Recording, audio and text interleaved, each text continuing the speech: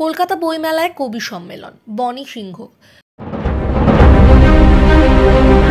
47তম আন্তর্জাতিক কলকাতা বইমেলায় 25শে জানুয়ারি 2024 বৃহস্পতিবার সমরেশ বসু মুক্ত মঞ্চে অনুষ্ঠিত হল নিখিল ভারত বঙ্গ সাহিত্য সম্মেলনের কবি সম্মেলন। এদিন অনুষ্ঠানে উপস্থিত ছিলেন সাহিত্য সম্মেলন গবেষক ডক্টর অমরনাথ করণ সহ সম্মেলনের সদস্যবৃন্দ। অনুষ্ঠানের শুরুতেই এদিন ডক্টর অমরনাথ করণ এই সম্মেলনের 100 বছরের ইতিহাস ও কর্মকাণ্ড সম্পর্কে বক্তব্য রাখেন এবং পরে সম্মেলনের সদস্যরা স্বরচিত কবিতা পাঠ করেন। ঠান্ডা উপেক্ষা করে দর্শকও ছিল চোখে পড়ার মতো।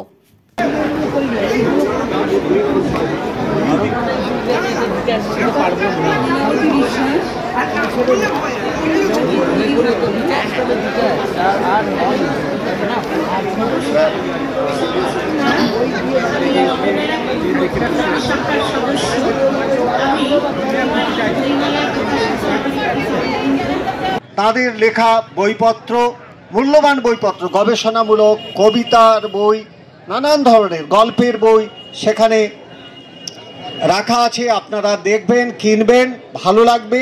এবং সেটা শুধু এখানে কলকাতা কেন্দ্রিক নয়, ব্যাঙ্গালোর, কানপুর, বেনারস, বিভিন্ন জায়গায় যে সমস্ত আমাদের সদস্যরা আছেন তারা লিখেছেন।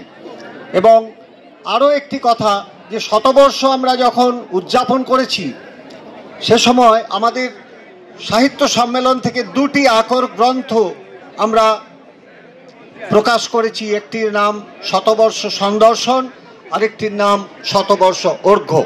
সে দুটিও বিভিন্ন জায়গায় আমরা রেখেছি। তার সঙ্গে আমাদের বাতাসে কান পেতেছ কখনো? শুনেছ কি ওদের কান্না? শুনেছ কি না পাওয়ার যন্ত্রণা, পেয়ে হারানোর বেদনাময় করুণ আর্তনাদ? সাজানো স্বপ্নগুলো ভেঙে চুরমার হয়ে যাওয়ার শব্দের প্রতিধ্বনি আমি শুনেছি। ওরা কাঁদে, কখনো গুমড়ে, কখনো আর্তনাদে। না পাওয়ার যন্ত্রণা, পেয়ে হারাবার বেদনা কুড়ে কুড়ে খায় যৌবনের উন্মাদনা। বেঁচেও আধমরা ওরা, দীনগত পাপক্ষয়। পকেটে ইউনিভার্সিটির সার্টিফিকেট, ঘরমাত্র কলেবর দিশাহীন পদক্ষেপ। একটু হাততালি হয়ে যায়। ডেকে নেব অমল ঘোষ। অমল ঘোষ মহাশয়, আপনি চলে আসবেন। একাত্ম হলে বুঝবে ওদের ভাষা, তখন সেখানেই মনের দরজা খুলে যাবে তোমার। যে কথাগুলো কাউকে বলতে পারোনি, যে কথাগুলো কাউকে বলতে পারোনি, তারা প্রজাপতি ডানা মেলবে এক গাছ থেকে অন্য গাছে। তুমি তখন পাখি হয়ে, মেঘ হয়ে, সকাল সন্ধ্যা রাত্রি হয়ে, রোদ বৃষ্টির ধারাপাতে ক্রমশ অরণ্যকে কাছে টেনে নেবে তোমার বেঁচে থাকার নিরাপদ আশ্রয় রূপে। তোমার বেঁচে থাকার নিরাপদ আশ্রয় রূপে অরণ্যকে তুমি কাছে টেনে নেবে। এছাড়া স্বর্গরচনার আর কোনো বিকল্প নেই মানুষ হিসেবে তোমার অস্তিত্ব রক্ষা করবার। এছাড়া এখনো পর্যন্ত এই সংগঠনের আমাদের শাখা 115-16টি। এটা আমাদের গর্বের বিষয়। সম্প্রতি আমরা শতবর্ষ অতিক্রম করেছি, তার অধিবেশন হয়েছে এই কলকাতার বুকে। এবং এর রাজ্য কমিটিও আছে, রাজ্য সমিতিও আছে, তারাও প্রতি বছর অধিবেশন করে আসছে। তারও হয়ে গেল এবছর 25 বছর পদার্পণ করলো।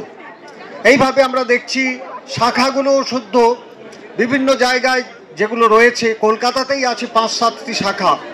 তারাও আলাদা আলাদাভাবে বাংলা ভাষা এবং সাহিত্য প্রসারে নানান ধরনের কাজকর্ম করে আসছে, পত্রপত্রিকা প্রকাশ করে আসছে এবং আঞ্চলিক ভাষা এবং সাহিত্য প্রসারে স্কুল কলেজ এগুলোকে নিয়েও নানান ধরনের গঠনমূলক কাজ করে আসছে।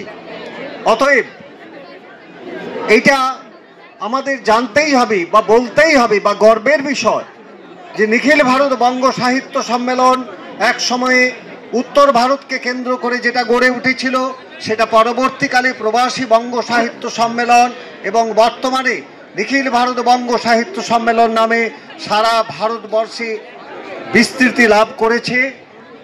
তার সদস্য সংখ্যা এখন বেশ কয়েক হাজার।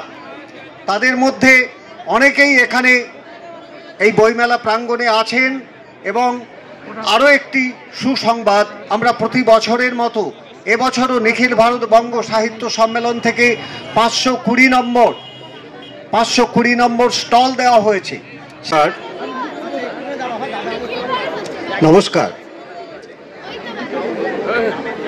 নিখিল ভারত বঙ্গ সাহিত্য সম্মেলন সারা ভারতবর্ষে বাঙালিদের বাংলা ভাষা এবং সাহিত্য প্রসারী সবচেয়ে বড় প্রতিষ্ঠান। এটা আমাদের গর্বের বিষয় যে আমরা এই প্রতিষ্ঠান 102 বছরে পদার্পণ করল। 1922 সালের 10ই ফেব্রুয়ারি কানপুরে অতুল প্রসাদ সেনের সভাপতিত্বে এবং প্রস্তাবে এই সম্মেলনের যাত্রা শুরু হয়েছিল। সেদিন লখনৌ, বেনারস, এলাহাবাদ বিভিন্ন স্থানের সাহিত্যিকরা সেখানে উপস্থিত থেকে বঙ্গ সাহিত্য সমাজ গৃহে এই সম্মেলন উত্তর ভারতীয় বঙ্গ সাহিত্য সম্মেলন নামে প্রথম প্রতিষ্ঠিত হয়। তারপর আমরা দেখি এই নামেই কিছুদিনের মধ্যে, 1 বছরের মধ্যে বারাণসীতে তার প্রথম সাহিত্য সম্মেলন করে। প্রথম অধিবেশন হয় রবীন্দ্রনাথের সভাপতিত্বে। এটা আমাদের কাছে অত্যন্ত গর্বের বিষয়। তারপর থেকে আমরা দেখছি এলাহাবাদ, লখনৌ, কানপুর এবং ভারতবর্ষের বিভিন্ন জায়গায় যেখানে যেখানে বাঙালিরা রয়েছেন সেই সব জায়গায় এর শাখা প্রতিষ্ঠিত হয়েছে। বাড়ি, অফিস এবং দোকানকে সুরক্ষিত রাখুন টোটাল সিকিউরিটি সলিউশনের সাথে। আমরা বিভিন্ন নামি দামি ব্র্যান্ডের সিসিটিভি ও সিসিটিভি সংক্রান্ত যাবতীয় অ্যাক্সেসরিজ বিক্রয় করার পাশাপাশি সার্ভিসও প্রোভাইড করে থাকি। টোটাল সিকিউরিটি সলিউশন একটি নির্ভরযোগ্য প্রতিষ্ঠান যা 24/7 সার্ভিস প্রোভাইড করে থাকে। তাছাড়া এই প্রতিষ্ঠান দীর্ঘদিন ধরে যত্ন সহকারে দোকান, বাড়ি, কারখানা, school, nursing home, hotel, restaurant